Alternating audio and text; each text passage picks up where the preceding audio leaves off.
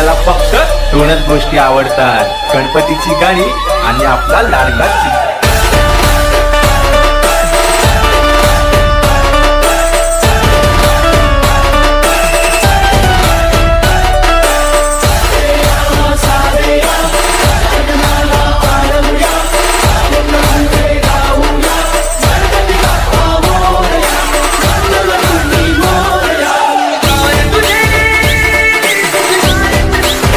गणेश उत्सवाची धामधूम पूर्ण शहरात सुरू आहे. सर्वत्र गणपती बाप्पा मोरयाचा जयघोष सुरू आहे. अनेक भक्तांनी आपल्या लाडक्या बाप्पाची विधिवत स्थापना केली आहे. ऐरोली येथे माजी ज्येष्ठ नगरसेवक तसेच माजी स्थायी समिती सभापती अनंत सुतार यांच्या निवासस्थानी श्री गणेशाची स्थापना करण्यात आली आहे. दरवर्षीप्रमाणे यावर्षी देखील नाईक परिवाराने अनंत सुतार यांच्या निवासस्थानी विराजित बाप्पाचे दर्शन घेतले. यावेळी महाराष्ट्र राज्याचे वनमंत्री आणि पालघर जिल्ह्याचे पालकमंत्री गणेश नाईक, माजी खासदार डॉ. संजीव नाईक, माजी आमदार संदीप नाईक, माजी महापौर सागर नाईक, युवा नेतृत्व संकल्प नाईक यांनी बाप्पांचे आशीर्वाद घेतले. यावेळी अनंत सुतार आणि शशिकला सुतार यांनी सर्व मान्यवरांचे स्वागत केले. वनमंत्री गणेश नाईक यांनी यावेळी सर्व गणेश भक्तांना गणेश उत्सवाच्या शुभेच्छा दिल्या. तर तेथेच माजी नगरसेवक अनंत सुतार यांनी सांगितले की गणेश उत्सवामध्ये त्यांना नवी मुंबईच्या गणेशाची आतुरता असते आणि त्यांचे दर्शन झाले की गणेशोत्सव सार्थ झाल्यासारखा वाटतो. पुढे त्यांनी असेही सांगितले की सामाजिक कार्य हे त्यांचे अविरत सुरू आहे आणि यापुढे देखील असे सुरू राहील. या प्रसंगी ऐरोली वार्ताचे संपादक अरविंद माने यांचा वाढदिवस वनमंत्री व पालघर जिल्ह्याचे पालकमंत्री गणेश नाईक यांनी शाल आणि पुष्पगुच्छ देऊन शुभेच्छा दिल्या. यावेळी त्यांनी दिलेल्या प्रतिक्रिया.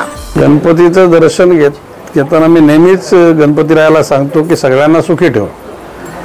आता आनंद सुतार हा माझा जुना कार्यकर्ता, शशिकला सुतार मॅडम ह्या आता नगरसेविका, परंतु ह्या नुसत्या ऐरोली गावातच नाही, या टोटल ऐरोली नगरामध्ये अनंत सुतारांची एक कनेक्टिव्हिटी आहे. शशिकला सुतार मॅडमसुद्धा लोकांशी विनम्रतेने बोलतात, लोकांची कामं ऐकतात आणि कामं करतात आणि म्हणून लोकांचं प्रेम या उभयतांवर आहे आणि यांच्या हातून समाजाची सेवा होईल असा माझा विश्वास आहे. सालाबादप्रमाणे माझ्या घरी आमच्या परिवाराचा गणपती उत्सव तर असतोच. आम्ही सर्वजण थाटामाटात साजरा करतो.